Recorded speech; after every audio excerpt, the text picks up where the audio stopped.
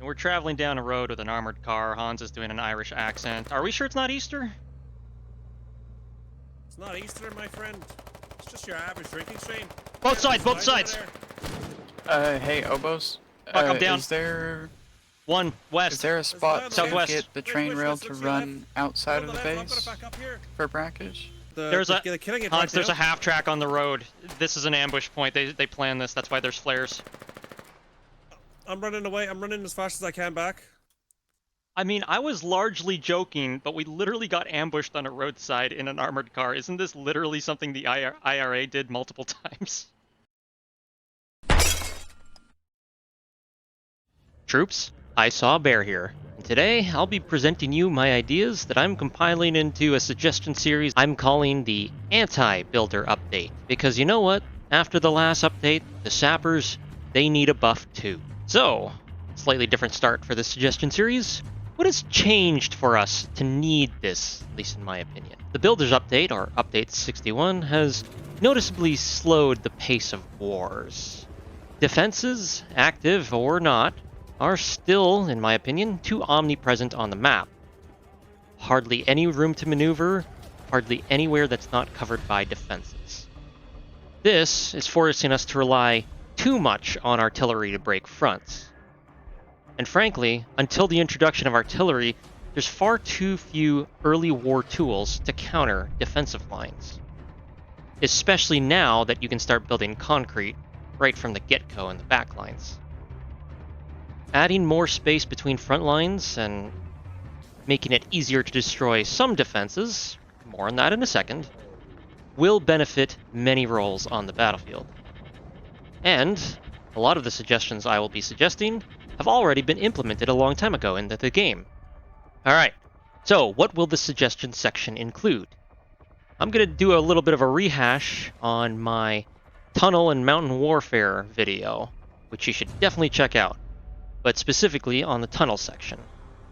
Deconstruction of defenses using sledgehammers, deconstruction of defenses using vehicles, field shields, repair suppression, and other ideas. And a summary. Undermining and tunneling. Yes, this is a revisit of my mountain and underground warfare suggestion series. I would highly recommend you go check out that video, because it will probably explain it better than this one-slide summary, but some additional details I want to add on that I didn't cover in that video. With the recent rework of bunker integrity, the devs, if they were to implement tunnel warfare, would be able to apply that mechanic to tunnels themselves. Creating longer tunnels means they will have less integrity and therefore easier to destroy with explosives, or breach with explosives. The new breaching mechanic also allows countermining operations, much as did happen in the First World War, and undermining higher tier bunkers requires more explosives, so they would be better at taking down lesser defenses than more fortified positions. The important thing here is that early war, and I'm talking about like the first 2 to 3 days of any given Foxhole war, Mammon rushes are really mostly what we have to eliminate defenses. And while I love a good Mammon rush, as everyone knows, they should not be the only option we have for destroying enemy defenses early in the war. Speaking of which, deconstruction using sledgehammers. I have been suggesting this for years. It's not really a talking point, I just wanted to point it out. Many other tools have secondary functions. Hammers can build and upgrade buildings, shovels can dig and upgrade trenches, and a sledgehammer I could see totally having a secondary function. The ability to deconstruct buildings, albeit relatively slowly.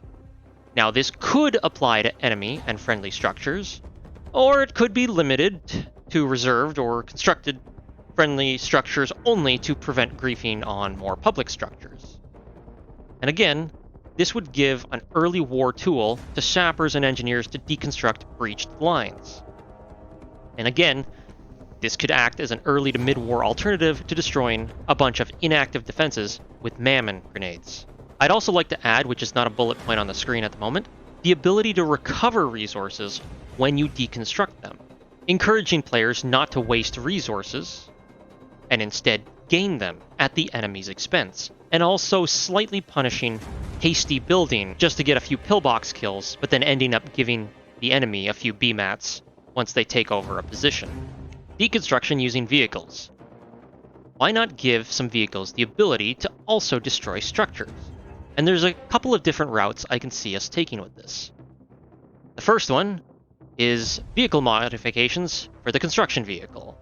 This picture is, of course, an extreme example of what a combat construction vehicle might look like, but you get the idea. How about bulldozer modification for tanks? Or a secondary function for harvesters, and funny enough, this used to be a thing. See here, in one of my previous Foxhole update videos. The second function, also using the left mouse button, is the dismantle function. Instead of having to shoot down enemy defensive structures and other buildings after you've captured a town, now you can roll up a harvester and dismantle most defensive structures, and actually recycles them into some amount of salvage. It's not the exact equivalent of what would go into these structures, but it's a lot more efficient to now dismantle them. Additionally, this doesn't waste bullets and other weapons dismantling them as you would before, so this is a massive improvement for capturing towns.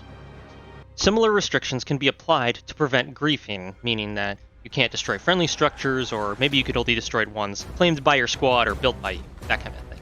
This would help deconstruct positions that have already been seized by your faction, or, since these are mounted on vehicles, maybe they could even be used as sort of battering ram type vehicles, while other vehicles provide supporting fire. And I just want to point out that we don't have to go with just one of these options. We can technically do all three, nothing's stopping us. I'm just curious which flavor you prefer. Leave it down in the comment below. A few more notes about deconstruction with vehicles. Also, I want to point out this awesome mock-up by Calmoir from the Foxhole Reddit. Longtime artist, by the way. Go check out some of the stuff they've made. Deploy modes for vehicles, much like deploying a crane, in order to deploy the dozer, and for tanks, that might also mean that their speeds are reduced and potentially the inability to fire, depending on which tank you put a dozer on. The ability to destroy or fill trenches. Here's a definitely not in any way controversial image from a certain conflict. Kill barbed wire, should be pretty self-evident. Kill craters, also pretty self-evident. And for early war tanks, being given bulldozers can give them late war versatility, much like strapping rocket pods onto scout tanks and tankettes. Field shields. Think of these as an FMG, but with no MG, and instead a storage crate. And I knew I remembered this somewhere, but these got to the concept art stage long, long ago. And I want to say a special thanks to Fingolfin, friend of the channel, for digging this up in the dev stream archives, because I knew they were in there somewhere, just didn't remember quite where.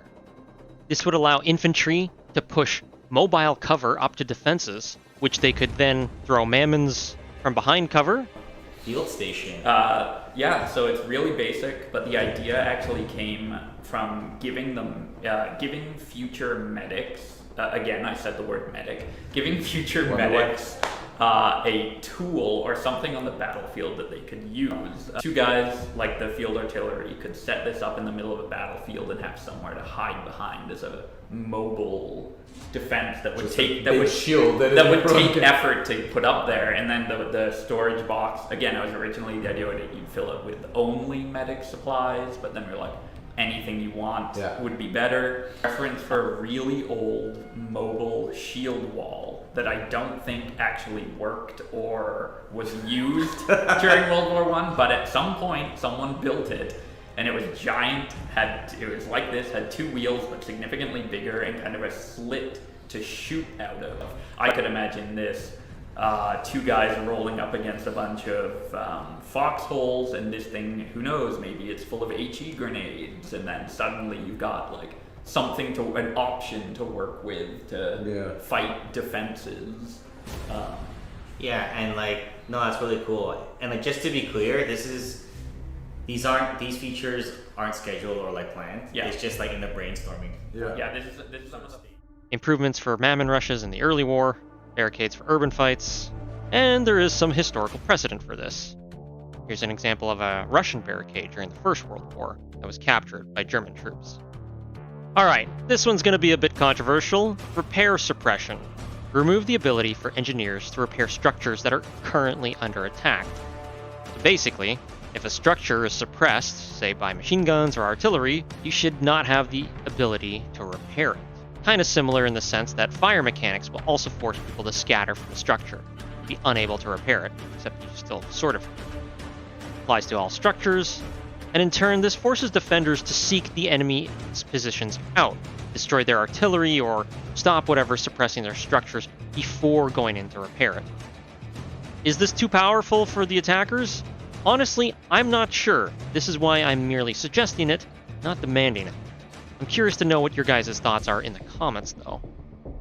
Because I'm really unsure about this one. On one hand, this could make attacking positions a lot easier. On the other hand, if there's no direct way to counter the artillery, then, well, too bad for the defenders, right? Some other mechanical ideas. All of the previous items mentioned could in some way contribute to bunker breaches.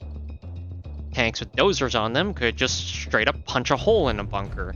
Instead, reduce the amount of explosives, like shells and mammons, used in destroying structures. Makes life easier for logistics, because they don't have to spend the time and resources building those things. Just send a couple of sledgehammers, or maybe a harvester with the ability to destroy buildings to the front, and you don't need to worry about it anymore. And as I mentioned, if you're able to recover resources, it might actually even be worth sending a few to the front. Flail tanks that specialize in destroying barbed wire and mines? Okay, I'm just adding this because it's cool. But seriously, come on devs, do a flail tank. You know everyone wants it. Everyone absolutely wants it. In summary, the Builders update was cool, but we need some counterplay options. Tunnel warfare, sledgehammers, and shields could act as early war versatility options for taking down frontline defenses. Wasting explosive supplies to destroy empty structures is wasteful and kinda dumb. Early war vehicles could be given added engineering and battlefield utility if they're given the ability to destroy buildings without having to spend ammo, and artillery should not be the sole way to break a frontline position. Thanks for watching, everyone. Hopefully you liked some of the ideas in this suggestion series. And if you're unfamiliar with some of the other suggestions I made, please check out the playlist that'll be on the screen in a moment. Just as a couple of other notes, there's a new Discord text channel dedicated to discussing suggestions. So if you're on the Discord, feel free to discuss the suggestions that are part of the next topic. And an extra thank you to everyone who discussed these ideas on my streams on Twitch, because you guys really helped with this suggestion series, pick my brain about these ideas, and really helped thoroughly discuss them and think of good implementations for them. And as always, good luck, keep your heads down, and stay in your foxholes. Bear out. Food, because I haven't eaten yet. And if I'm doing a drinking stream on an empty stomach, I am, not going to last too long. Not with that attitude. God damn it! Did you just get run over? No, a shell hit me while I was on the bike. Sound like instant karma there. Yeah, instant. It didn't even let me finish.